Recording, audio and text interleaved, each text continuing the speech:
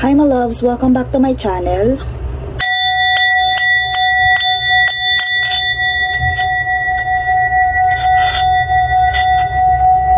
In today's reading, we will going to channel some messages from your person. And bago tayo mag-move forward doon, I would like to invite you to follow our other social media platform like IG account. And if you feel resonated with me, if you are one of my subscribers already, I would like to invite you to visit our shop. Meron po kami mga bagong design na craft protection bracelet doon. And sa mga nagtatanong po, that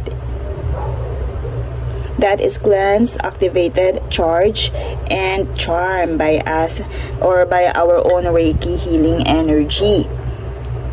And doon po sa ating other social media platform, meron po kayong makikitang mga testimonials po doon ng ating mga previous clients. And by the way po, hindi po ako tumatanggap ng private reading. So, if ever po na merong magko-contact sa inyo for private reading, gamit po ang pangalan ko, hindi po ako yun. Okay po? Let's move forward to our love reading situation.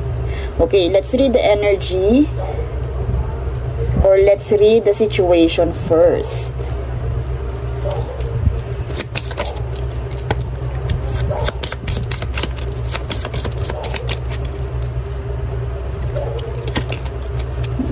Okay, jump out, meeting. 2 or more people, discussions, planning, meeting about, anxiety, happiness. Okay, so makikita natin dito, meron po, the energy is sabihin natin medyo may pagka type of contradicting.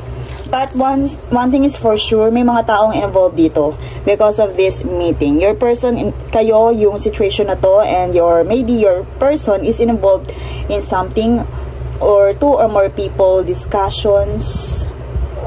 Maybe mga kaibigan nyo to, or kaibigan to ng person mo. And in this second card, anxiety, ito yung contradict anxiety and happiness, wholeness, overjoyed, and smiling. Diba contradict na contradict, pero okay. The situation here is meron dito na may mga taong involved dito na nagdi-discuss about your connections, and it causes lots of pain, maybe to you, to my collectives, or maybe doon sa tao or sa person mo.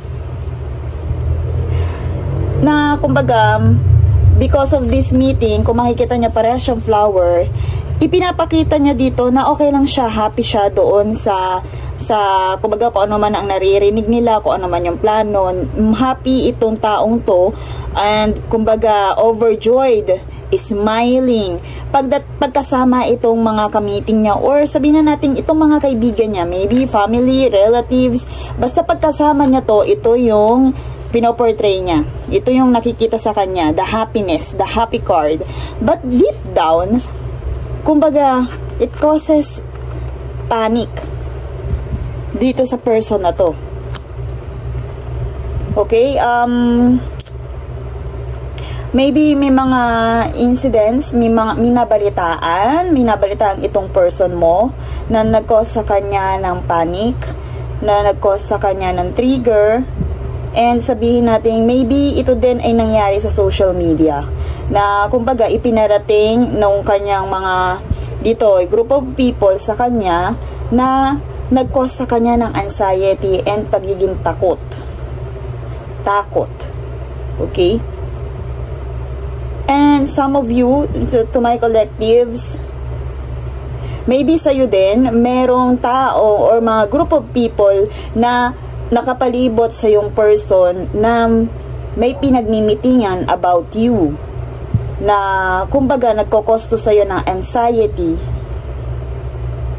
And ano yung kailangan mo ipakita dito, kahit nasabihin mong hindi to kaaya-aya or kumbaga hindi ka tanggap-tanggap, kailangan mong magmukhang malakas. Kailangan mong to stand your ground. Kailangan mong, kasi di ba ang sunflower, lagi yan nakatingala. Parang ito yung ina-advise na kailangan mong ipakita. So, ito yung pwede natin for some of my collectives na may involved na mga tao sa kanilang connections. But this one is for sure, may mga taong involved sa connections ninyo or sa situation nyo na kayo yung laging topic. I also channel some message na they are group of people na involved sa isang plano na saktan ang damdamin ng isang tao. Maybe ikaw yon, maybe sa side ng person mo, pero ito yung intentions ng plano. Ang takutin, ang mag-cause ng anxiety dun sa taong yon. But one thing is for sure, ang kailangang makita ng mga taong to is the happiness, is the wholeness, or sabihin natin yung smiling. Kung paano nag-stand firm ang sunflower, yun ang kailangang makita ng mga taong to. Okay? Ano man yung mga pinaplano nila, ito yung kailangang makita nila. Ikaw man yun, or your person. So, dalawa yung mensahe na sinabi ko dito because this, since na ito yung general reading, but I channel some messages na since na ito ay love situation, maganda sana itong planning na to kung ito agad eh.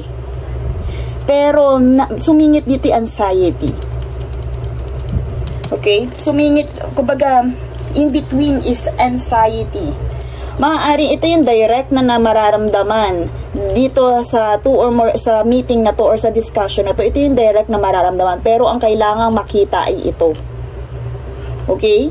So, obviously, this meeting, this group of people are not giving good effect dun sa situation ninyo. Because eto, anxiety yung naidudulot ng discussion na yun.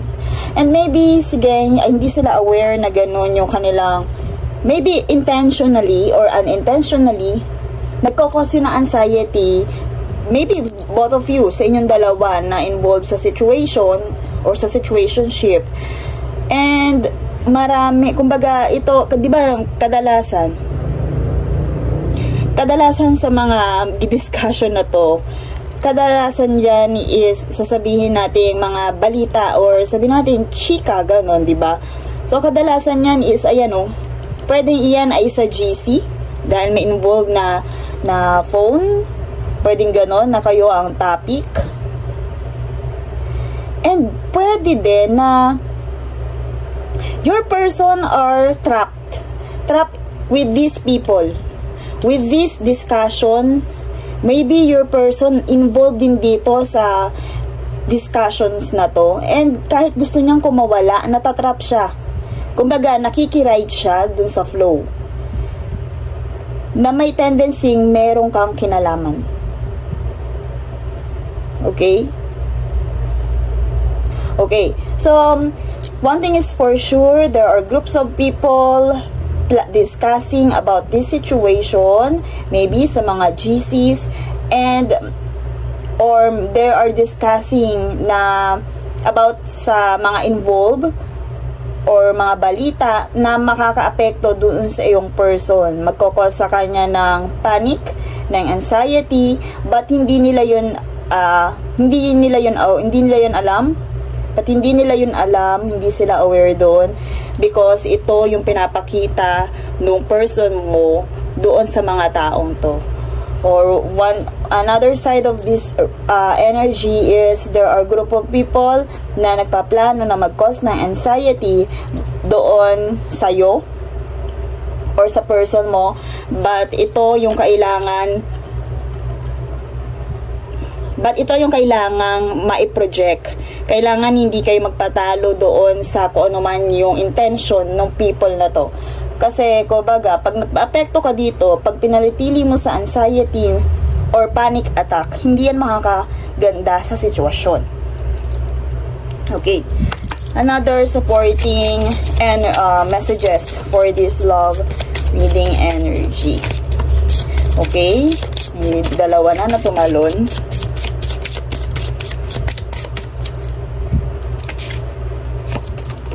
Soulmates. Yes, soulmates. Connection. Soul contract. Heartbroken. I like you. Okay. So, these are sabihin nating so karmic. I feel that kasi nag-cause to ng anxiety. These people ay matibay dito sa energy na to na pinag-uusapan talaga kayo. Okay? Pinag-uusapan itong soul connection na to.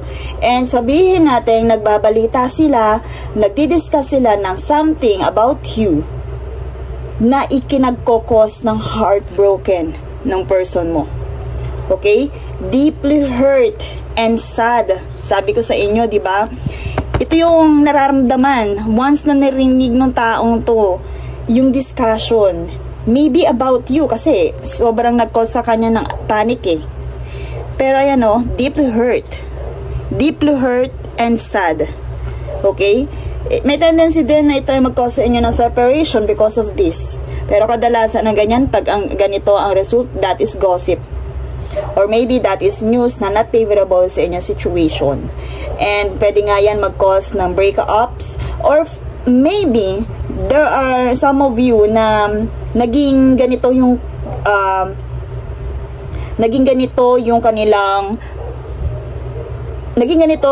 result, naging ganito yung cause. Maybe some of you naging ganito yung cause na may nabalitaan from other people, from their group of friends na nag-cause ng breakup, ng separation. So maybe may ganon sa inyo, some of you, dahil doon sa kanilang group of friends or gossip ay nagkaroon ng separation. So one thing's for sure, itong discussion na to is nag-cause ng heartbroken sa inyong person. I also feel na hurt itong person mo doon sa mga narinig niya doon sa discussions, sa meeting, dito sa energy na to.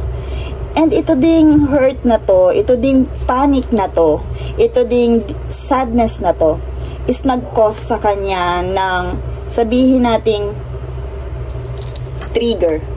Some of you nasa situationship pa lang because nandito want to date. Na kumbaga parang gusto niyang, okay, some of you maybe hindi pa in relationship, pero dahil sa narinig niya dito sa kanya mga group of friends, na hurt siya. And dahil doon sa pagiging sa hurt niya na yon, kumbaga nag-cause yun na anxiety sa kanya. And mas lalo niyang na-realize na gusto kanya. Pwedeng ganun. Nakapagpa-trigger sa kanya, nag-cause sa kanya ng panic. Na mas lalo niyang na-realize na gusto niyang i-express sa'yo. Or gusto niyang i-express kung ano man yung feelings na hindi niya na-i-express before. Or may specific, I feel, I channel some messages na some of you, ang nag-cause ng anxiety is yung di ba yung narinig niya dito. And maybe yung laman ng meeting na to is about someone who likes you, na nag-cause sa kanya ng sadness and heartbroken. Na maybe itong discussion na to, ang laman nito is you are involved to someone. Kasi nandito may flirting, maaaring may nakarating sa kanya na ikaw or may umaaligid sa'yo. So doon maaaring dahil may umaaligid sa'yo, kumbaga parang mas na-realize niya na kailangan niyang i-express kung ano man yung kung ano man yung mga hindi niya na i-express sa iyo before. Di ba may mga ganun naman talaga na kung minsan natitrigger lang yon pag nasa iba na, or minsan pag meron ng nakaka-appreciate na iba at saka lang nila nare-realize. But ito ay hindi ipinapakita dito sa kanyang sa mga taong nakapaligid sa kanya. Ito hindi niya pinapakita yung energy na to. Ito lang ang kanyang ipinoproject. Kaya itong mga taong to, hindi sila aware na grabing nasasaktan itong person mo. Kaya tuloy-tuloy lang sila. na mag-discuss about you and them. Okay, so message from your person. Let's see the message from your person. Bakit sila grabing na heartbroken? Ano, kumbaga ayan, may tumalon. So, romance is blooming. Maaari nga merong lumalapit sa'yo, kaya nag-cause yun sa'yo, kanya ng breakup. And I also channel, maybe some of you na naging involved dito, the gossip is, meron kang someone, merong iba na nagpa-flirt sa'yo. Pwedeng, for some of my collectives ay involved sa ganon. Okay. Love me. Oh my gosh. Okay. Your person, oo nga, kumbaga, nagsa-self-pity yung person mo. They are grieving and mourning about this discussion, about this news, about this, sabihin natin, binalita ng mga kanilang mga kaibigan or yung tao nasa paligid nila. They are grieving, they are mourning. Maybe ang akala nila meron na or meron na talaga na umaaligid sa'yo. They want to approach you. Okay, happiness is my priority. I'm too afraid to talk to you. Okay, so before, okay, eto na. Before ay hindi ka nakikita ng ng person na to, they are blinded, sabihin na natin nakikita ka niya, pero hindi niya yun i-express, hindi niya yun ipinakita sa'yo. And right now, ito yung current message na gusto nilang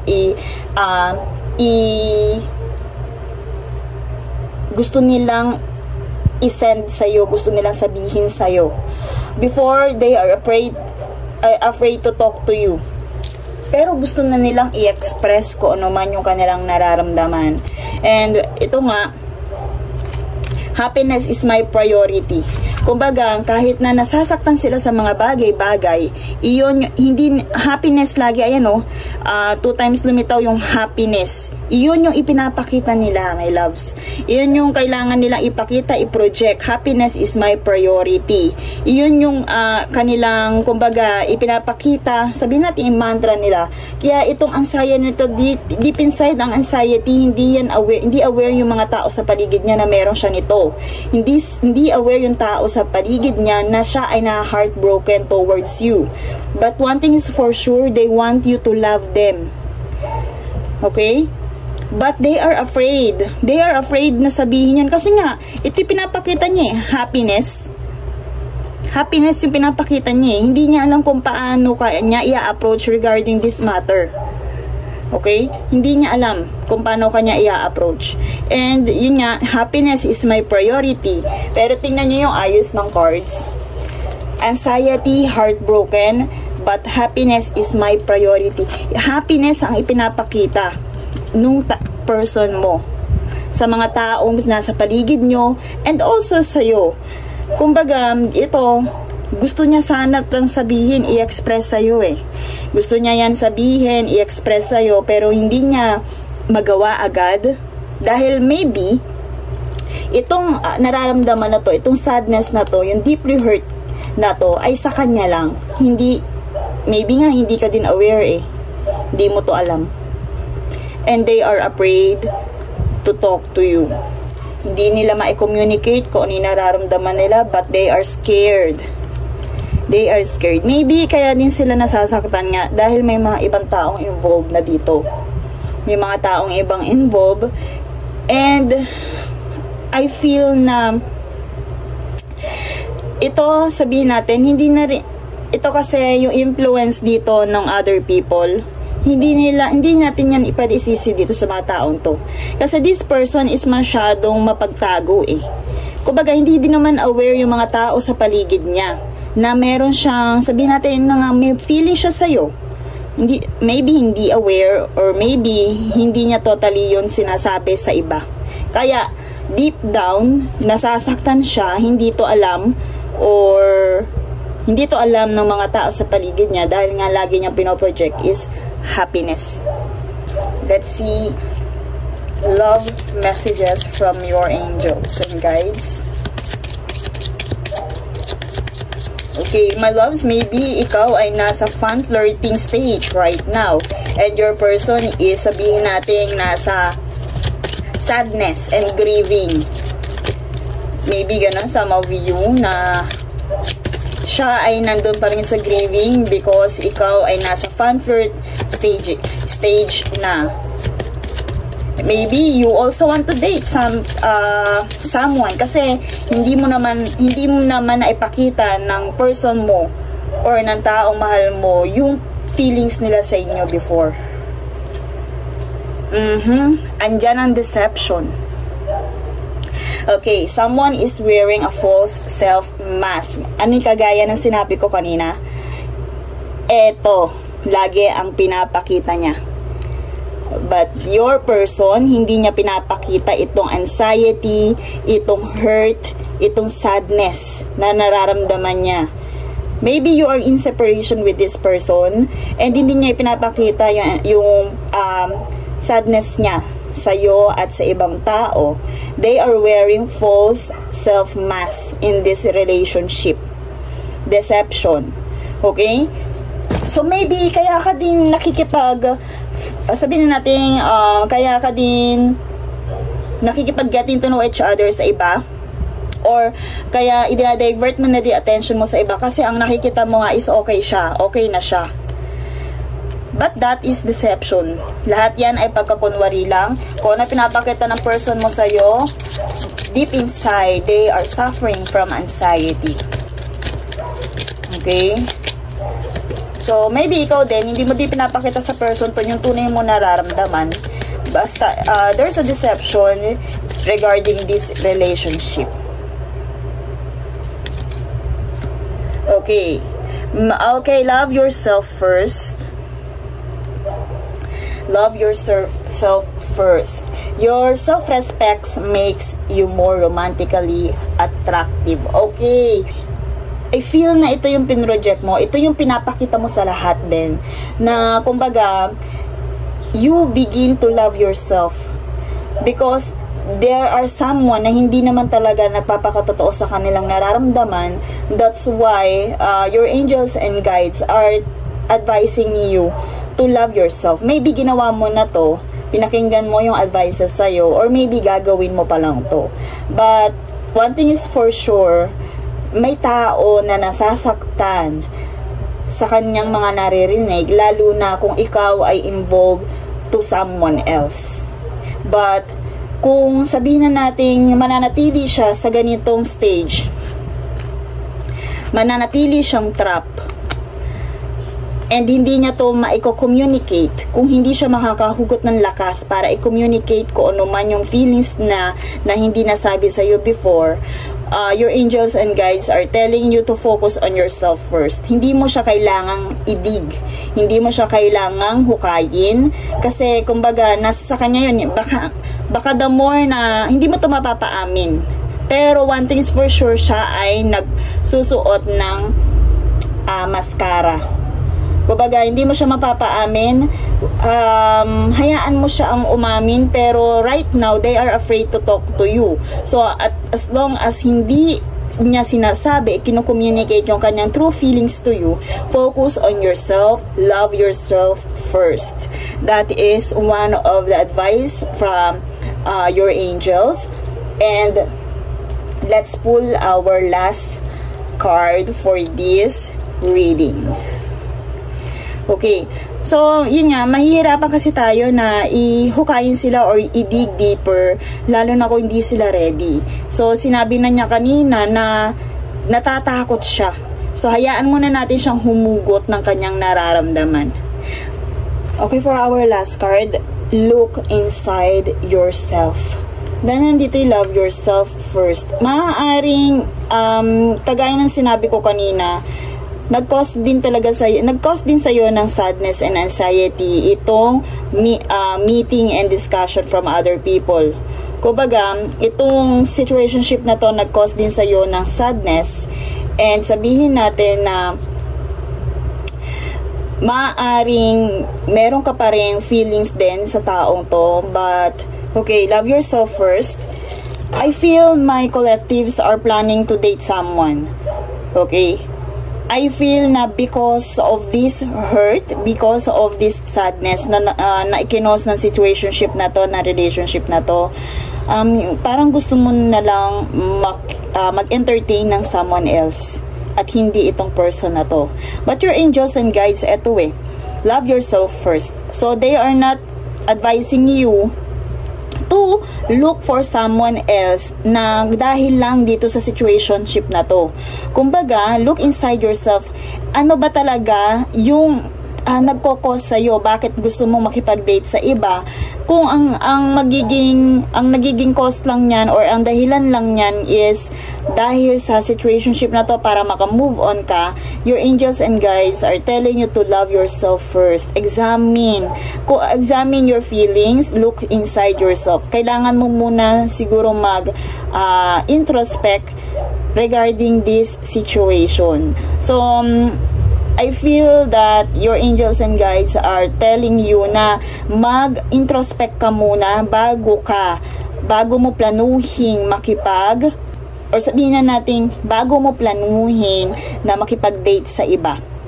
Or maybe, merong nakikipag-date sa inyo, pero kumbaga, gusto mo na lang or gusto mo na lang i-entertain yon because of this person, because of your person, because of the hurt na naramdaman mo doon. But, yun nga, maybe your angels and guides are also giving you a warning na hindi makakabuti sa iyo kung ganon yung perspective mo. Kumbaga, you have to love yourself first para mas ma-attract mo yung tunay na tao na para sa'yo. Okay? Look inside yourself, my loves. You have to introspect regarding this matter, and I think that's all for this reading. I am sending you lots of love and light. See you in my next one.